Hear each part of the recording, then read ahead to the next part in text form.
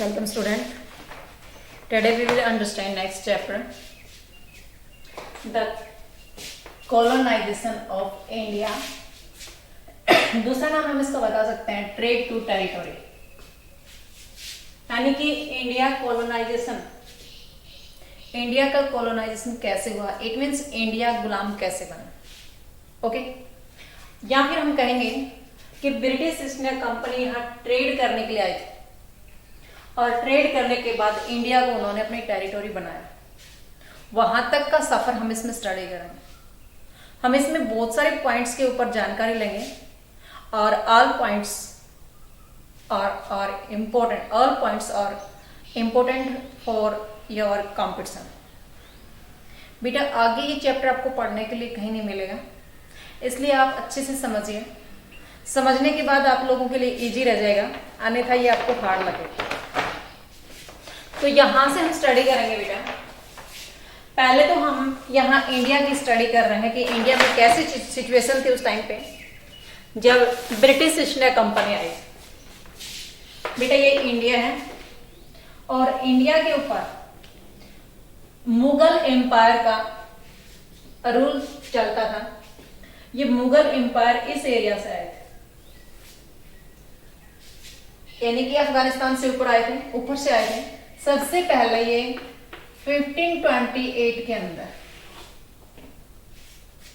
बाबर ने इंडिया में एंट्री किया था और इस बाबर ने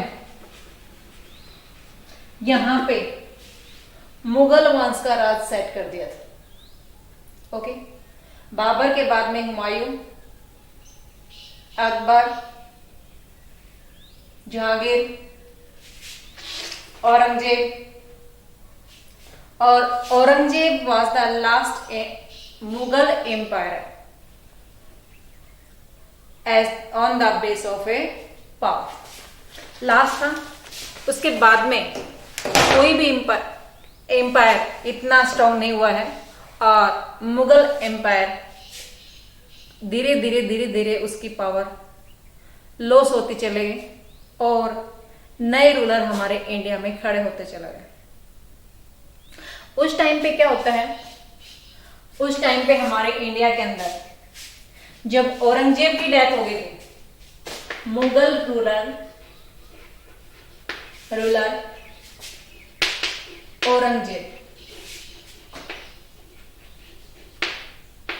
औरंगजेब की जब डेथ हो गई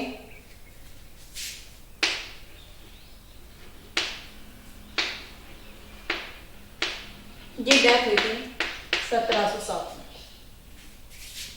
इसकी डेथ होने के बाद फ्रुक्सियर नया रूलर बन गया था, नया शासक बन गया था, बट वो अपना पूरा इंडिया को अपने कैप्चर में नहीं रख पाया। और कैप्चर में न रखने के बाद कारण ये जो वेस्ट बंगाल है, ये वेस्ट बंगाल और बांग्लादेश हमने पढ़ा था कि एक स्टेट हुआ करती थी। इसमें इसको सेट करने वाला मुर्शिद कुली खान था, यानी कि इसके ऊपर ये पूरा एरिया था। इस पूरे एरिया के ऊपर विशेष करके northern part of India was captured by the Mughal empire. Mughal empire में था आने के बाद जब औरंगजेब की डेथ हो गई तो नया राजा बन गया फ्रुक्सियर। और फ्रुक्सियर जब राजा बना था, ये मुगलों का ही था। फिर उसने अपने इस एरिया के अंदर जो जमींदार थे, जो साहूकार थे, बैंकर थे, उनके पास कुछ पावर उन्होंने डिस्ट्रीब्यूट कर दिए थे, सेना रखने का, लैंड रेवेन्यू कलेक्ट करने का। तो जिस एरिया में जो जमींदार या बैंकर जो पैसे का लेन देन करता था, वो जब अपनी कंडीशन को स्ट्रांग बनाता गया तो अपने आप को इस मुगल शासन से अपने आप को अलग करता चला गया।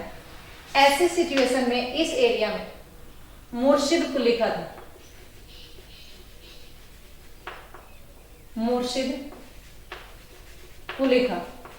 जिसने बंगाल राज्य का शासन संभाला था। इसके बाद में मुर्शिद कुली खान के बाद में यहाँ सिराजुद्दौला आए और सिराजुद्दौला के बाद मीर कासिम आया, बट उसके बारे में हम बाद में स्टडी करेंगे। ये तो हमारे पास मुगल एम्पायर से स्टार्ट होने वाला है कि इंडिया के अंदर मुगल एम्पायर के समय कैसे कंडीशन आ गई थी। अब हम पढ़ रहे हैं बेटा ब्रिटिश ईस्ट इंडिया कंपनी का ट्रेड, उन्होंने व्यापार कैसे शुरू किया था। ये हमारे पास मैप है, आप मैप में देखेंगे तो ये यूरोप कंट्री है, ये इंग्लैंड है, ये पुर्तगाल है, फ्रांस है और हॉलैंड है। यहां से हमारे पास British East India Company, French East Company और डच ईस्ट कंपनी इंडिया में ट्रेड करने के लिए आ गई। सबसे पहले जो रास्ता दिखाया था वो पुर्तगीज नेविगेटर ने दिखाया था, वो यहां पे कालीकट सी पोर्ट पे आया 1498। कैसे आया था वो हमने पिछली वीडियो में पढ़ा था कि बहुत बड़ा रास्ता सी रूट का पार करके इंडिया में एंट्री की। जब कालीकट की सी पोर्ट पे वो पहुंचा था तो वहां का जो राजा था वो जमोरिन था। राजा जमोरिन ने इसको परमिशन दे दी, अलाउ कर दिया और वो पूरे इंडिया में नेचुरल रिसोर्सेज का सर्वे करके यहां से चला गया। उसके बाद में वो पुर्तगीज ट्रेडर्स को यहां पे बेचता है। पुर्तगाल के जो व्यापारी थे वो इंडिया में आते हैं। इंडिया में आने के बाद ये गोवा है और गोवा को उन्होंने अपने कैप्चर में कर लिया। इस एरिया में उसने अपनी पावर को सेट किया। किसने? पुर्तगीज ने। और इसकी पावर सेट होने के बाद यहां पे डच ईस्ट कंपनी आती है और 16वीं सेंचुरी में ब्रिटिश ईस्ट इंडिया कंपनी यहां पे आती है। British East India company.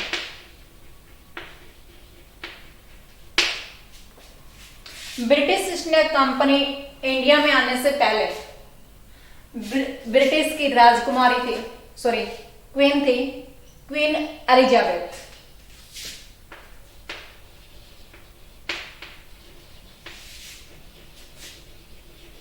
Queen Elizabeth ने क्वीन एलिजाबेथ फर्स्ट ने चार्टर इशू कर दिया था, यानी कि उन्होंने अलाउ कर दिया था, चार्टर एक्ट पास कर दिया था और उसके बाद इंडिया में व्यापार करने के लिए परमिशन इनको मिल गई थी। British East India company India में आई थी, उन्होंने सबसे पहले सूरत में अपनी फैक्ट्री लगाई। सूरत जो कि गुजरात में है। और उसके बाद में उसने हुगली रिवर पे भी अपनी फैक्ट्री लगाई। हुगली रिवर जो वेस्ट बंगाल में है, यहां पे फैक्ट्री लगाई और यहां पे फैक्ट्री लगाई, सूरत और हुगली में। अब ये फैक्ट्री क्या होती है बेटा? फैक्ट्री का मतलब यहां प्रोडक्शन से नहीं है,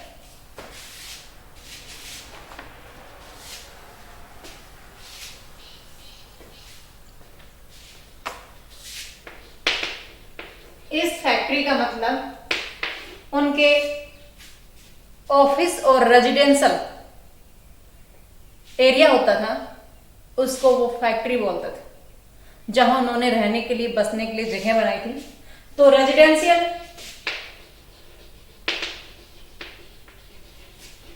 ऑफिस के लिए उन्हें यूज किया था, उसको फैक्ट्री बोला गया। तो फैक्ट्री लगाई थी सबसे पहले सूरत और हुगली। सूरत में जो फैक्ट्री लगाई थी, जो रेजिडेंस इन्होंने बनाया था, उसके लिए परमिशन जहांगीर से ली थी। ये जहांगीर मुगल एम्पायर हुआ है, मुगल रूलर हुआ है।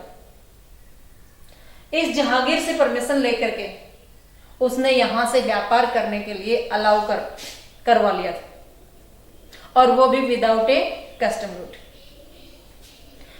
अब इससे आगे क्या होता है, उन्होंने इसमें मुंबई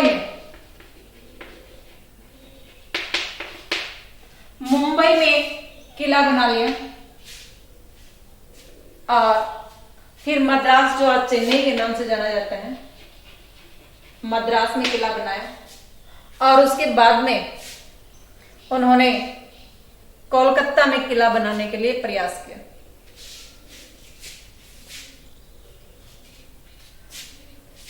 उसी टाइम पे फ्रेंच ईस्ट कंपनी यहां पे एंट्री करती है। फ्रेंच ईस्ट कंपनी यानी कि फ्रांस से आई थी ये, और ये भी एक ट्रेड करने वाली कंपनी थी, व्यापार करने वाली कंपनी थी। ये इंडिया में पहुंचे थे 1664 में। इसने गोवा स्टेट है, वहां माहे सी पोर्ट है, वहां पे अपनी सेटिंग की थी, और जो कारिकल सी पोर्ट है उसमें, और जो आज हमारे पास पांडिचेरी, जिसको पहले पांडुचेरी के नाम से जाना जाता था, उस पांडुचेरी में उन्होंने अपने व्यापार को बढ़ाने के लिए सेटलमेंट शुरू कर दी। उस टाइम उनका जो गवर्नर था वो डुप्लेक्स था। Dupleix had main role in this expansion, यानी कि फ्रेंच ईस्ट कंपनी का जो एक्सपेंशन था, जो प्रसार था, उसके अंदर डुप्लेक्स का मेन रोल था। काफी इंपॉर्टेंट, उसका अहम भूमिका इसके अंदर रही है। उससे आगे क्या होता है, फ्रेंच ईस्ट कंपनी आ गई, और इससे पहले ब्रिटिश ईस्ट इंडिया कंपनी आ गई। ये आने के बाद उन दोनों में, फ्रेंच ईस्ट कंपनी और ब्रिटिश ईस्ट कंपनी, इन दोनों में राइवलरी शुरू हो गई।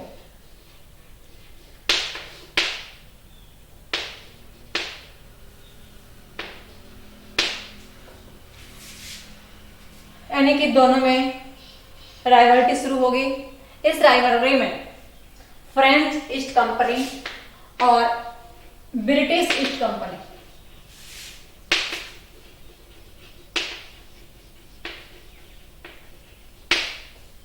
इनके बीच 3 वार हुए।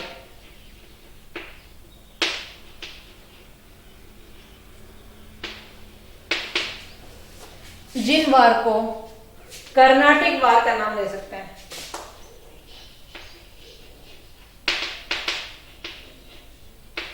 ये वार हुआ था 1744 टू 83, 1744 से लेकर 83 के बीच में 3 युद्ध हुए, और तीनों युद्ध में होने के बाद French east India company defeat हुई, और वो इंडिया को छोड़ करके वापस चले गए।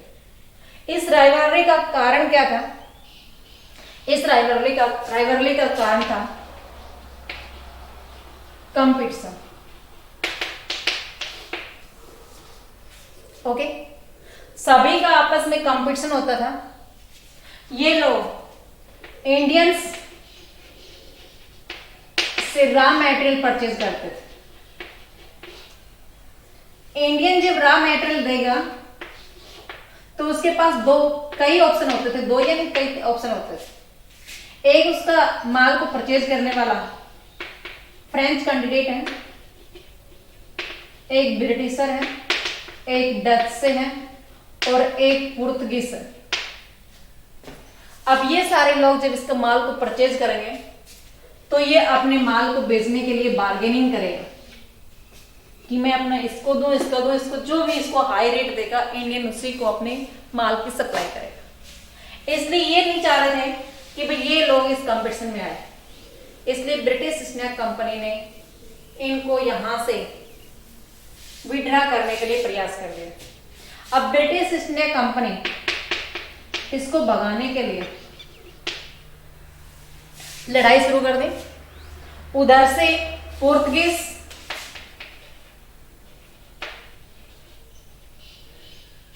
और डच, इन दोनों में लड़ाई हुई।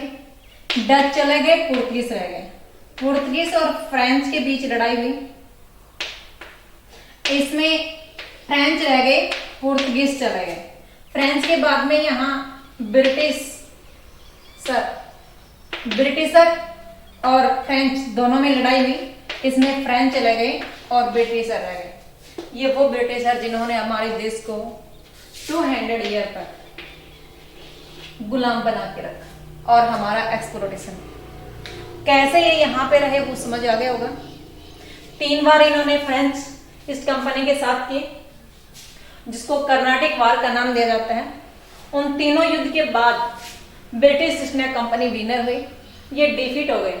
इनका ट्रेड था वो इन्होंने कैप्चर कर लिया। ओके, अब वो जो कारण था वो कारण केवल और केवल कंपटीशन था। इस कंपटीशन में वो अपना मोनोपोली सेट करना चाहते थे, इसलिए उन्होंने इनके साथ वार किया। ओके, नेक्स्ट पॉइंट पे हम आगे स्टडी करेंगे बेटा, वो करते हैं ब्रिटिश कांग्रेस ऑफ बंगाल।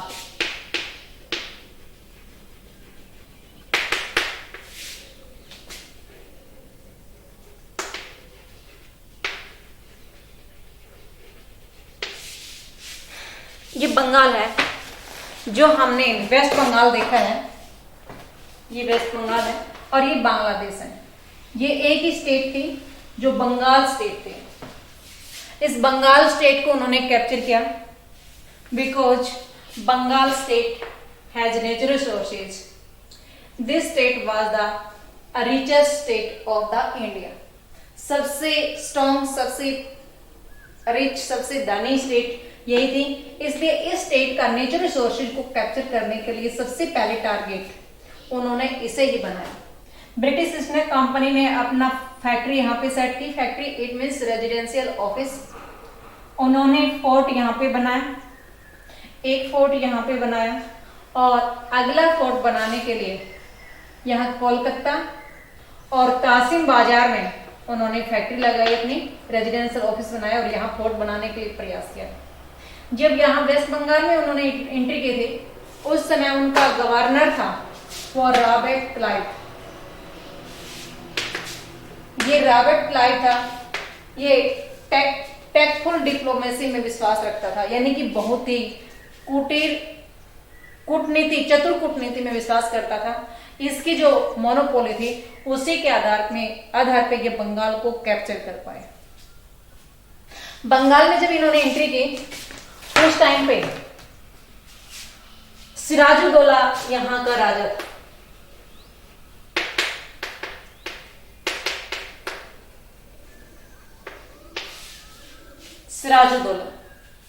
सिराजुद्दौला को उन्होंने कैसे हराया उसके बारे में स्टडी करें।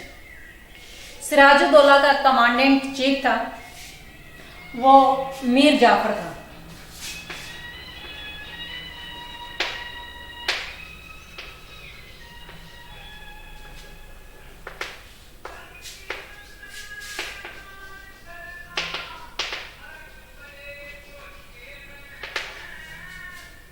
मीर जाफर को उन्होंने सिराजुद्दौला के अगेंस्ट खड़ा कर दिया, यानी कि जो कमांड उसकी सेना थी, उस सेना का आर्मी का वो चीफ था और उसको मीर जाफर, उसका आर्मी का चीफ होने के कारण पूरी सेना इसी के दिशा निर्देश पे काम करती थी, यही इंस्ट्रक्शन उनको देता था। और जगत सेठ बैंकर था।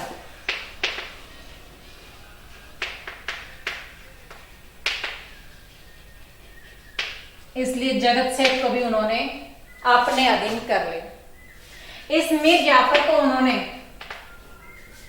प्रपोजल दिया, आफ्टर डिफीट द सिराजुद्दौला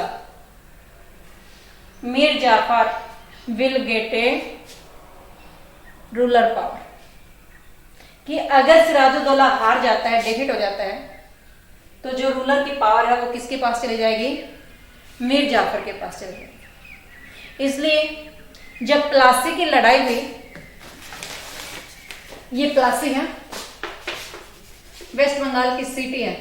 यहाँ पे रॉबर्ट क्लाइव ब्रिटिश कंपनी का गवर्नर था, उसका कमांडर था। उन्होंने 23 जून 1757 इसके ऊपर अटैक किया, प्लासी के ऊपर। और प्लासी के मैदान में जो लड़ाई शुरू हुई थी, उस टाइम पे मीर जाफर अपनी सेना को लेकर पहुंच गया था। Mir Jafar it means chief of a command. उस चीफ ऑफ कमांडर के साथ थे वो जो सेना एंट्री कर रही थी। मीर जाफर उस वार को छोड़ के, इस मैदान को छोड़ करके एक साइड में खड़ा हो गया। अब जो भीड़ थी, जो सेना थी, उनको कोई इंस्ट्रक्शन देने वाला नहीं था, इसलिए सिराजुद्दौला जान बचा करके भाग गया, बट बाद में ये मारा गया। और सिराजुद्दौला के बाद ये सेना डिफीट हो गई और मीर जाफर को वहां का रूलर बना दिया गया। ये इसके राजपाट इसके पास में आ गया। उससे आगे क्या होता है, ये था बेटा प्लासी की लड़ाई, यानी कि battle of Plassey, battle of a Plassey.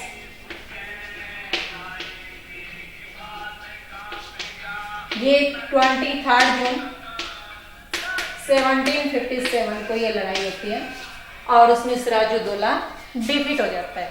British East India Company इसमें विनर हो जाती है।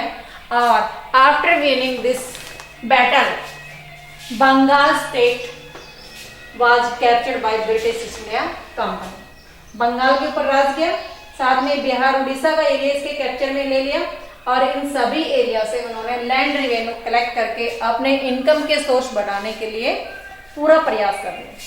It's okay.